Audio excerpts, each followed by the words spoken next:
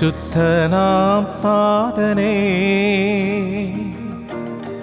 കരുണയിൻ സാഗരമേ, കൃപയിൻ ഉറവിടമേ, ആശ്വാസദായകനേ, പരിശുദ്ധനാം താതനേ, കരുണയിൻ സാഗരമേ, കൃപയിൻ ഉറവിടമേ, ആശ്വാസദായകനേ, നാഥാ നീ മതി എനിക്ക്,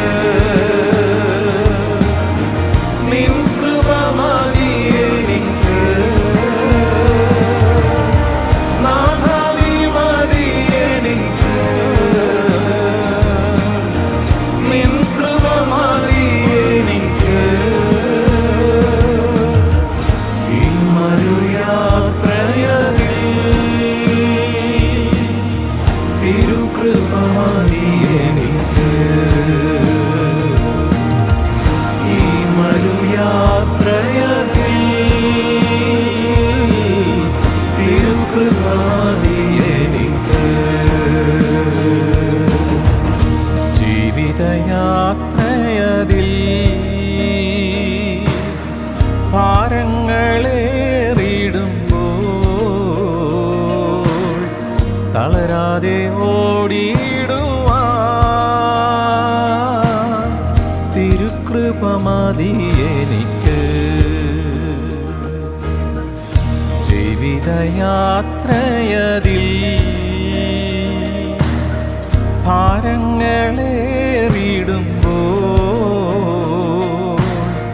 തളരാതെ ഓടിയിടുവാൻ തിരുകൃപ മതി എനിക്ക്, നാഥാ നീ മതി എനിക്ക്, നിൻ കൃപ മതി എനിക്ക്, നാഥാ നീ മതി എനിക്ക്, നിൻ കൃപ മതി എനിക്ക്,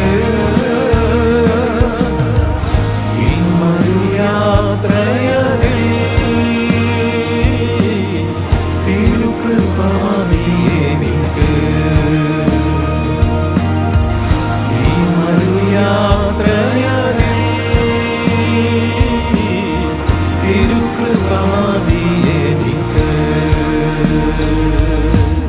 ഹല്ലേലൂയ. സ്തോത്രം, സ്തോത്രം, സ്തോത്രം. ദൈവത്തിന്റെ അതിപരിശുദ്ധനാമം സ്തുതിക്കപ്പെടുമാറാകട്ടെ. അനുദിന വചനം, വെളിച്ചത്തിന്റെ ആയുധവർഗം ധരിച്ചുകൊള്ളുക. Put on the armour of light. ഞങ്ങളെ പാറയും വീണ്ടെടുപ്പാനുമായ കർത്താവേ, ഞങ്ങളുടെ അധരത്തിലെ ഓരോ വാക്കുകളും ഹൃദയത്തിലെ ധ്യാനവും തിരുസന്നിധിയിൽ പ്രസാദകരമായിരിക്കുവാൻ പരിശുദ്ധാത്മാദീയമേ ഞങ്ങളെ സഹായിക്കണം. അവിടുന്ന് പ്രകാരം ചെയ്യുന്നതിനായി നന്ദി, അനുഗ്രഹിച്ചതിനായി സ്തോത്രം. യേശുവിൻ നാമത്തിൽ തന്നെ ആമേൻ. വിശുദ്ധ പൗലോസ് റോമാക്കാർക്ക് എഴുതിയ ലേഖനം 13-ാം അധ്യായം 12-ാം തിരുവചനം. Romans chapter 13 verse 12. The night is far gone, the day is at hand. So then let's cast off the works of darkness and put on the armor of light. രാത്രി കഴിയുവാറായി, പകലടുത്തിരിക്കുന്നു. അതുകൊണ്ട് നാം ഇരുട്ടിന്റെ പ്രവൃത്തികളെ വെച്ച് കളഞ്ഞ് വെളിച്ചത്തിന്റെ ആയുധവർഗം ധരിച്ചുകൊള്ളുക. ആമേൻ. റോമാലേഖനം 13-ാം അധ്യായത്തിൽ 14 വാക്യങ്ങളാണ് ഉള്ളത്. 1 മുതൽ 7 വരെയുള്ള വാക്യങ്ങൾ അധികാരത്തെക്കുറിച്ചും, 8 മുതൽ 10 വരെയുള്ള വാക്യങ്ങൾ സ്നേഹത്തെക്കുറിച്ചും, 11 മുതൽ 14 വരെയുള്ള വാക്യങ്ങൾ സമയത്തിന്റെ പ്രാധാന്യത്തെക്കുറിച്ചും വിവരിക്കുന്നു. ഇത് നാം ഉറക്കത്തിൽ നിന്ന് എഴുന്നേൽക്കേണ്ട സമയമാണെന്നും രാത്രി കഴിയാറായി പ്രഭാതമടുത്തിരിക്കുന്നു എന്നും അതിനാൽ പ്രഭാതത്തിന്റെ മക്കളായി, വെളിച്ചത്തിന്റെ മക്കളായി നടക്കുക എന്ന് വിശുദ്ധ പൗലോസ് അപ്പോസ്തലൻ നമ്മളെ പഠിപ്പിക്കുകയാണ്. കുറിവാക്കി നമ്മൾ ഓൾറെഡി വായിച്ചു. റോമർ 13:12. രാത്രി കഴിയാറായി, പകലടുത്തിരിക്കുന്നു, അതുകൊണ്ട് നാം ഇരുട്ടിന്റെ പ്രവൃത്തികളെ വെച്ചുകളഞ്ഞ് വെളിച്ചത്തിന്റെ ആയുധവർഗം ധരിച്ചുകൊള്ളുക. എഫെസ് ലേഖനത്തിൽ വിശുദ്ധ പൗലോസ് പറയുന്നുണ്ട്, ഇരുട്ടിന്റെ നിഷ്ഫല പ്രവൃത്തികളിൽ കൂട്ടാളികൾ ആകരുത് എന്നും രാത്രിയാണ് എന്നും പറഞ്ഞ് ഇരിക്കരുത്. രാത്രികൾ കഴിയും, പ്രഭാതം പുലരും. ഒരു രാത്രി ഉണ്ടെങ്കിൽ ഒരു പ്രഭാതവും ഉണ്ട്. 23-ാം സങ്കീർത്തനത്തിലൂടെ പരിശുദ്ധാത്മാവ് നമ്മളെ പഠിപ്പിക്കുന്നത് പച്ചയായ പുൽപ്പുറങ്ങളും സ്വസ്ഥതയുള്ള വെള്ളവുമുണ്ട്. എന്നാൽ കൂരിരുൾ താഴ്വരയിൽ കൂടി കടക്കേണ്ടതായി വരും എന്ന കാര്യം നമ്മൾ ഒരിക്കലും മറക്കരുത്.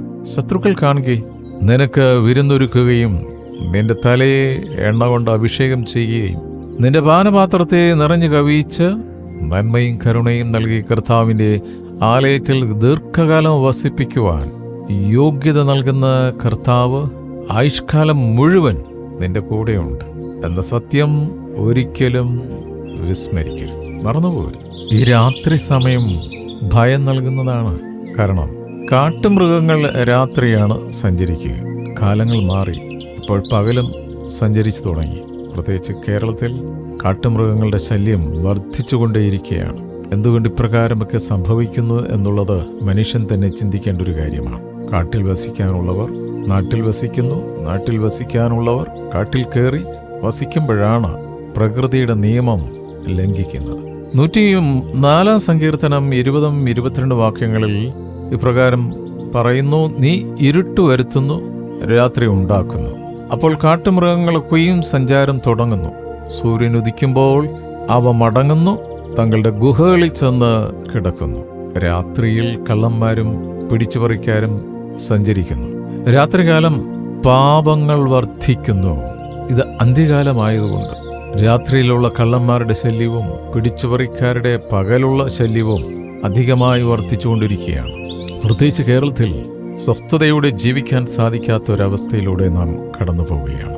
മറ്റേത് സംസ്ഥാനങ്ങളെക്കാളും ഏറ്റവും കൂടുതൽ ഭീകരമായ പ്രവൃത്തികൾ വർദ്ധിച്ചുകൊണ്ടിരിക്കുന്ന ഒരു സംസ്ഥാനത്ത് ജീവിക്കുമ്പോൾ വചനത്തോട് കൂറുപുലർത്തി ദൈവശബ്ദം കേൾക്കുവാൻ, ദൈവഹിതമെന്നത് തിരിച്ചറിഞ്ഞ ദൈവഭയത്തോട് ജീവിക്കേണ്ടത്, വെളിച്ചത്തിൻ്റെ സന്തതികളായി ജീവിക്കേണ്ടത് ദൈവമക്കളുടെ ഏറ്റവും വലിയ ഉത്തരവാദിത്വമാണ്.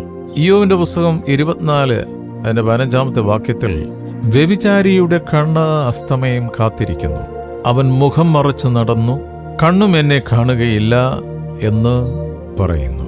തിന്മകൾ വർദ്ധിക്കുന്നത് രാത്രികാലങ്ങളിലാണ്. യാക്കോബ് ചതിക്കപ്പെട്ടത് രാത്രിയിലാണ്. ലാബാൻ മൂത്ത മകൾ റാഹേലിന് പകരം ചതിയിൽ രാത്രി യാക്കോബിന്റെ കിടപ്പുമുറിയിലേക്ക് അയച്ച് പറ്റിച്ചു. ലോത്തിനെ മക്കൾ രാത്രി വീഞ്ഞു കുടിപ്പിച്ച് മക്കളോടുകൂടെ ശയിപ്പിച്ചു. സാത്താനാകുന്ന കാട്ടുമൃഗത്തിന്റെ ആക്രമണങ്ങൾ അധികമായി ഉണ്ടാകുന്നത് രാത്രികാലങ്ങളിലാണ്. ജീവിതത്തിൽ കഷ്ടതയുടേതായ രാത്രികൾ വന്ന് ഭവിച്ചേക്കാം. ദൈവത്തിന്റെ വചനം പറയുന്നു, ഇയ്യോബിന്റെ പുസ്തകം 30, 16, 17 വാക്യത്തിൽ, ഇപ്പോൾ എൻ്റെ പ്രാണൻ എൻ്റെ ഉള്ളിൽ തൂകിപ്പോകുന്നു, കഷ്ടകാലം എന്നെ പിടിച്ചിരിക്കുന്നു, രാത്രി എൻ്റെ അസ്ഥികളെ തുളച്ചെടുത്ത് കളയുന്നു, എന്നെ കടിച്ചു കാറുന്നവർ ഉറങ്ങുന്നതുമില്ല. കഷ്ടതയുടേതായ ഒരു രാത്രി എന്നല്ല, രാത്രികൾ എന്നാണ് വചനം പറയുന്നത്. ഇയ്യോബിന് ദിവസങ്ങളോളം രാത്രിയുടേതായ അനുഭവങ്ങളുണ്ടായി. അസ്ഥികൾ ഡ്രിൽ വെച്ച് തുളക്കുന്ന പോലെയുള്ള വേദനയിലൂടെ ഇയ്യോബ് അപ്പച്ചൻ കടന്നുപോയി. ഇയ്യോബിന്റെ പുസ്തകം 5:14 പറയുന്നത്, പകൽ സമയത്ത് അവർക്ക് ഇരുൾ നേരിടുന്നു, ഉച്ചസമയത്ത് അവർ രാത്രി എന്ന പോലെ തപ്പി നടക്കുന്നു. ജീവിതത്തിൽ ഈ ആത്മവിശ്വാസം നഷ്ടപ്പെട്ടു പോകുന്ന അവസ്ഥകൾ അവിചാരിതമായി കാട്ടുമൃഗങ്ങളെ പോലെ വർദ്ധിക്കുന്ന മനുഷ്യരുടെ ആക്രമണങ്ങൾ നമുക്ക് നേരിടേണ്ടി വരും. കഷ്ടതയുടെയും രോഗത്തിൻ്റെയും വേദനകളുടെയും തിരസ്കരണത്തിൻ്റെയും രാത്രികൾ ജീവിതത്തിൽ വന്നു ചേരാം. സന്ധ്യയെങ്കിൽ കരച്ചിലുണ്ട്, എന്നാൽ ആനന്ദഘോഷമുള്ള ഒരു പകൽ നമ്മെ കാത്തു നിൽപ്പുണ്ട്. സംഖ്യാപുസ്തകം ഇങ്ങനെയാണ് പറയുന്നത്, 11:9. സംഖ്യാപുസ്തകം 11-ാം അധ്യായം 9-ാം വാക്യം, രാത്രി പാളയത്തിൽ മഞ്ഞ് പൊഴിയുമ്പോൾ മഞ്ഞയും പൊഴിയും. നാം കർത്താവിൻ്റെ പാളയത്തിനകത്താണോ അതോ പുറത്താണോ? നാം കർത്താവിൻ്റെ കൂടാരത്തിലാണോ വസിക്കുന്നത്? എങ്കിൽ രാത്രിയിലെ മഞ്ഞിനെ പേടിക്കേണ്ട. മഞ്ഞ് പെയ്യുമ്പോൾ കർത്താവിൻ്റെ മഞ്ഞയും പൊഴിയും.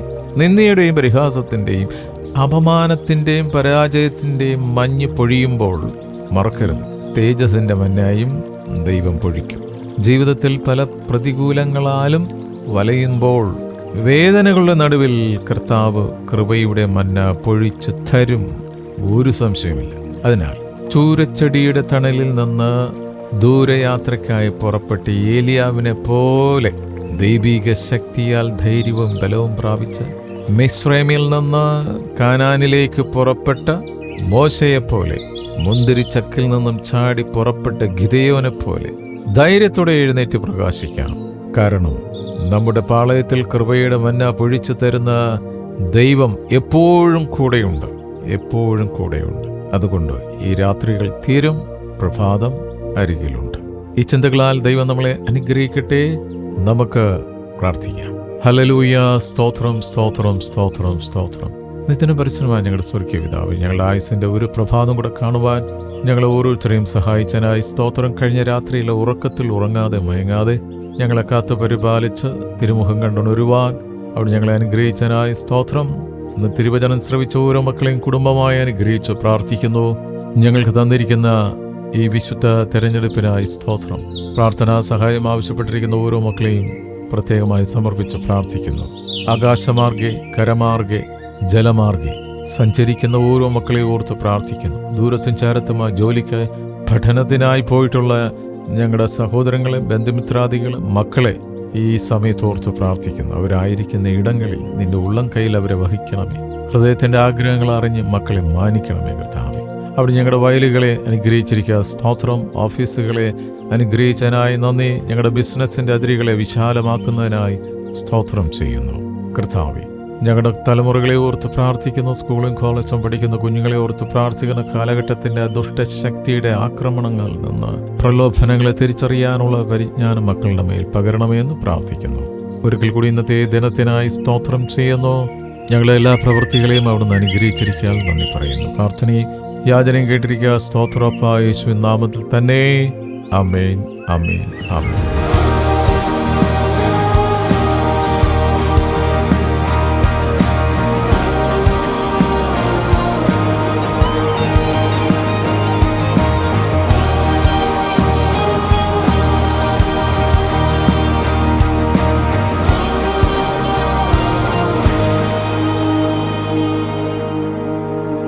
വിശുദ്ധിയെ തികച്ചിടുവാൻ വിശ്വാസം കാത്തുകൊള്ളുവാൻ എന്നോട്ട് ഓടിത്തികപ്പാൻ തിരുകൃപ മതി എനിക്ക്. വിശുദ്ധിയെ തികച്ചിടുവാൻ വിശ്വാസം കാത്തുകൊള്ളുവാൻ എന്നോട്ട് ഓടിത്തി